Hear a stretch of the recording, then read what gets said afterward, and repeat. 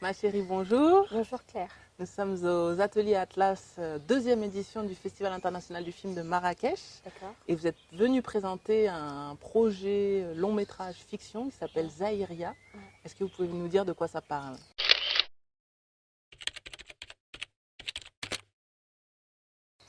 Alors Zaïria, c'est un film avant tout autobiographique, mais aussi ça raconte les différentes périodes des guerres qu'il y a eu au Congo, depuis la chute du Zaïre du président Mobutu et puis l'entrée du Kabila le père.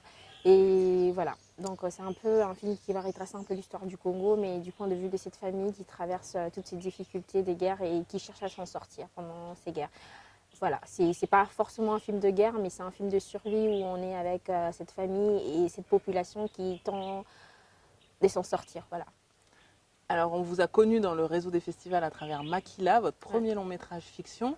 Entre-temps, vous avez suivi pas mal de formations, de résidences d'écriture, je pense à la Ciné Fondation, au Moulin d'Andé. Qu'est-ce que ça vous a apporté d'autoproduire un peu le premier long métrage fiction et puis après d'aller suivre un parcours un peu plus traditionnel?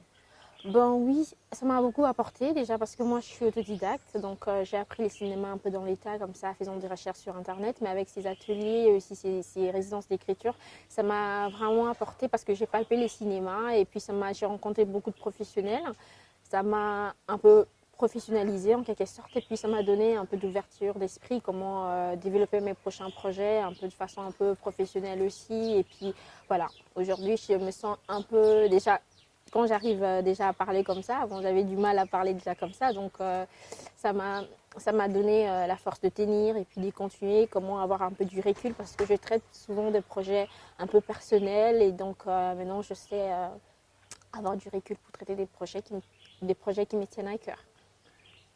Quelles erreurs vous avez faites sur Makila qui vous ont vraiment fait évoluer, en tout cas que vous ne referez pas sur ce nouveau projet? Quelle heure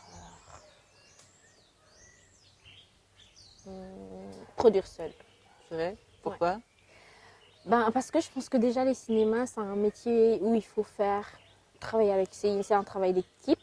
Mais c'est vrai que déjà en Maquila aussi, il y avait une équipe. J'étais nue parce qu'il y avait des gens qui étaient avec moi. Mais financièrement, au début, j'avais commencé seule. Donc en tant que productrice, c'était pas facile.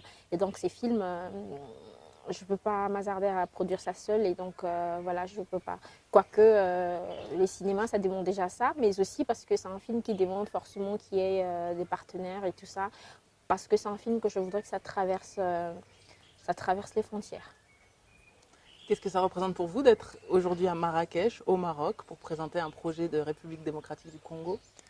Ça me rend, je suis très fière de présenter ces projets parce que ces projets déjà, je le présente pas en tant que moi, mais c'est un projet qui représente toute une population, tout un peuple, les Congos, et aussi ces projets, je me promène avec ces projets, avec les âmes que je vais comment je peux dire, comme commémorer, parce que c'est un film en hommage à toutes ces personnes qui n'ont plus de vie, qui sont toutes ces personnes chères qui ont disparu pendant ces différentes périodes de guerre.